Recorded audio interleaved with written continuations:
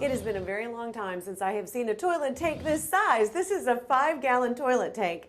And you know what? It's just not water efficient. So I'm going to show you how easy it is to make this right. Now, this is called the Hydro Right, and this is a dual flush converter, and it's very easy to install. As a matter of fact, we just recently installed one of these, and it took under 10 minutes to do it.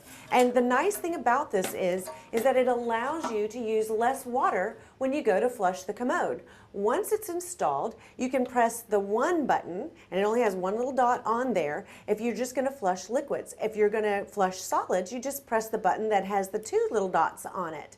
Now, you know, you can buy a toilet that actually is a dual flush toilet. But to be quite honest with you, those are very expensive. And so if you just install this, you can pick this up for under about 30 bucks. So look at all the savings in not only cash, but also in water that you're using, and it's going to help the environment.